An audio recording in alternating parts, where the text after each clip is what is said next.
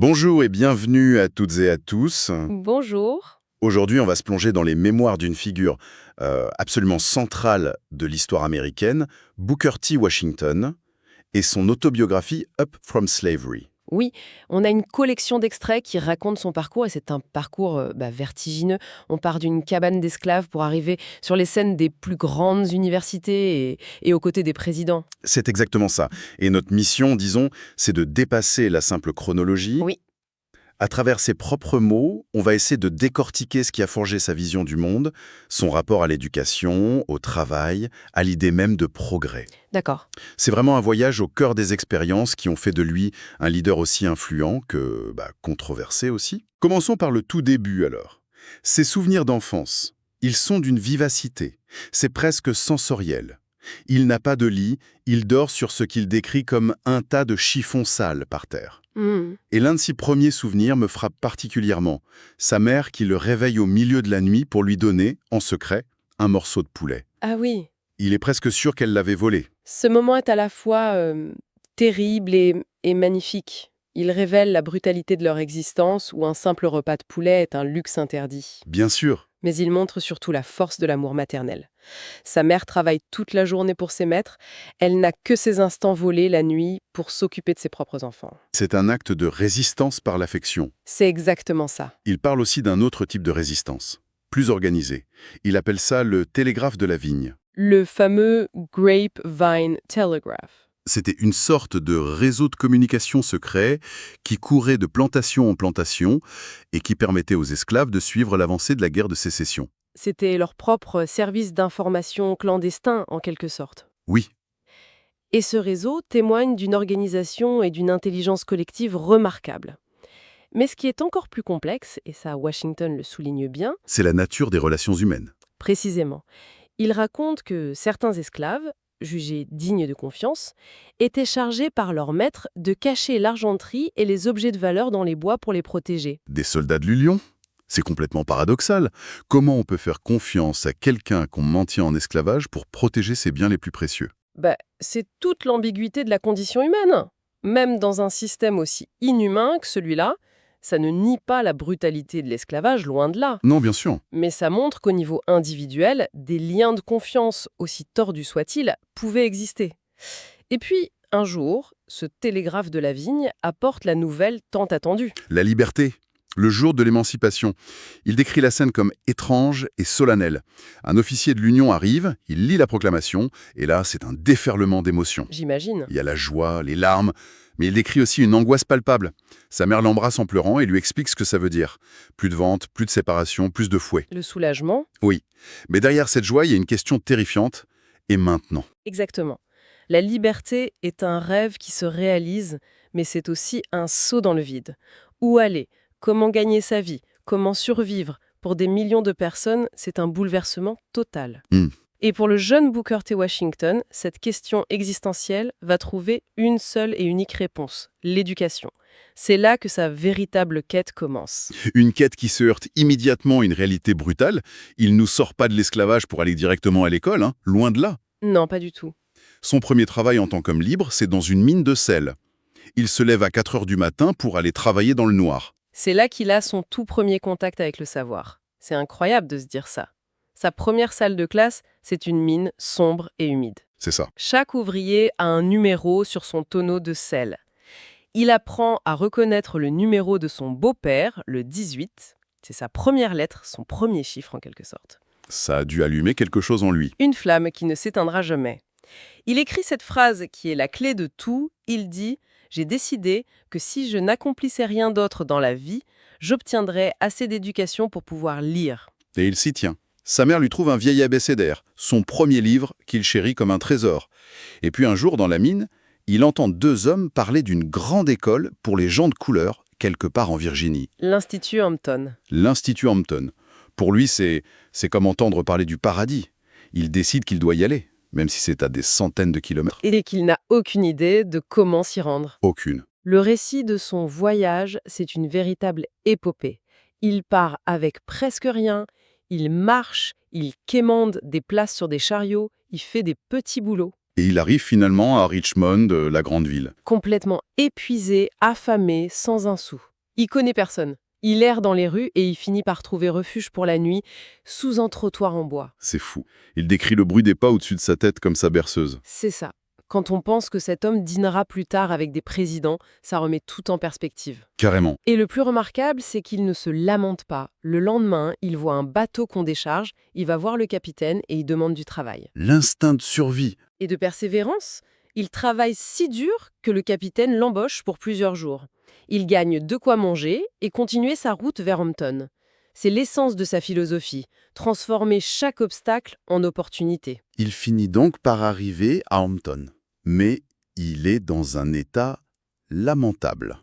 Il est sale, ses vêtements sont en lambeaux. Pas vraiment le profil de l'étudiant idéal. Non, il se présente devant la directrice, une certaine Miss Mary F. Mackey, qui visiblement n'est pas impressionnée. Elle le laisse poireauter pendant des heures. Le doute s'installe. Forcément, il sent qu'on le juge, qu'on le jauge.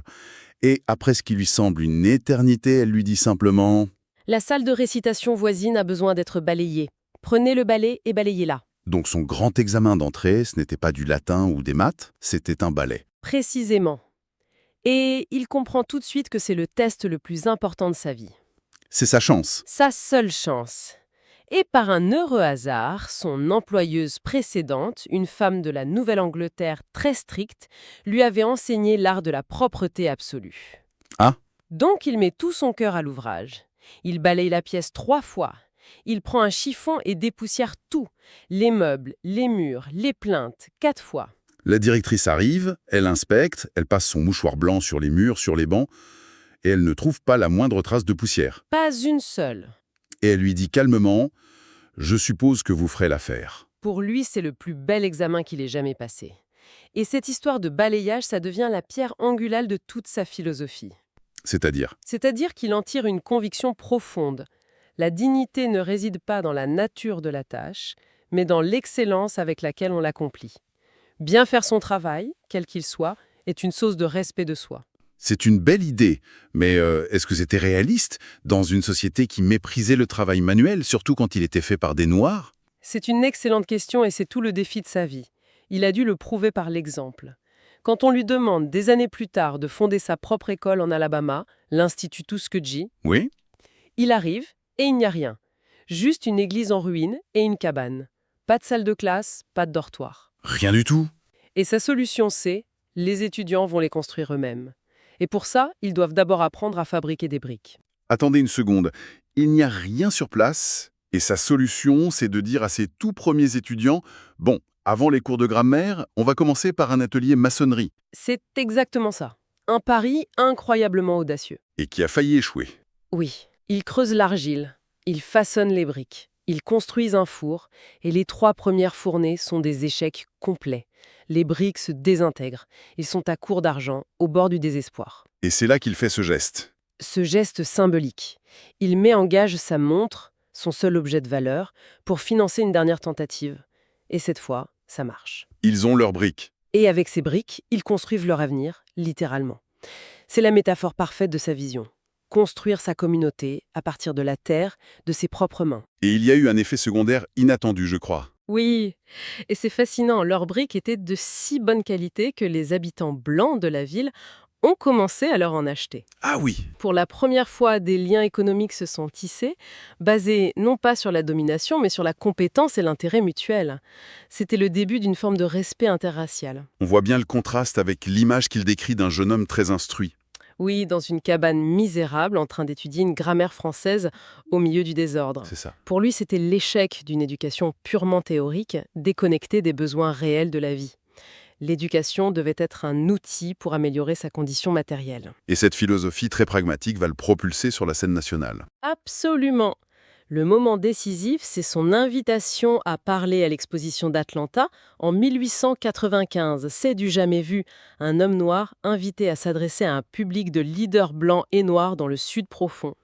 La pression a dû être immense. Il en est très conscient.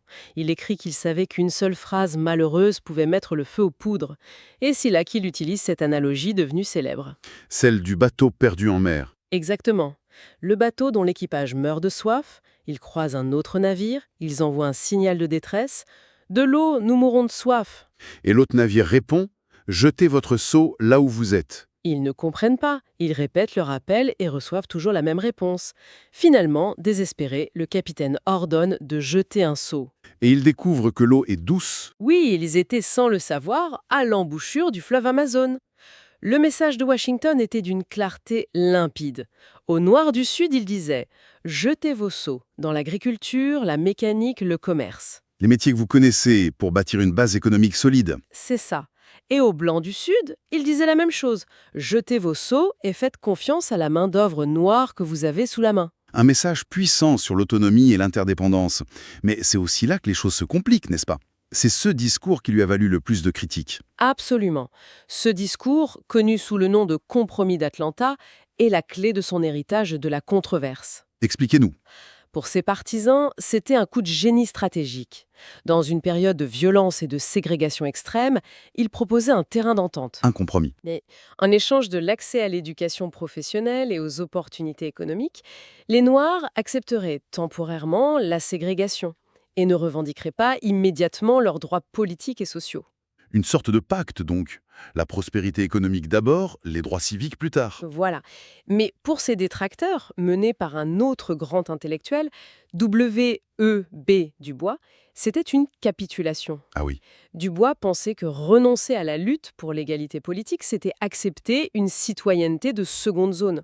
Pour lui, on ne pouvait pas être économiquement prospère sans pouvoir politique pour protéger cette prospérité. Deux visions pour un même objectif. C'est le grand débat qui a structuré la pensée sur les droits civiques pendant des décennies. Mais sur le moment, à Atlanta, la réaction au discours de Washington est phénoménale.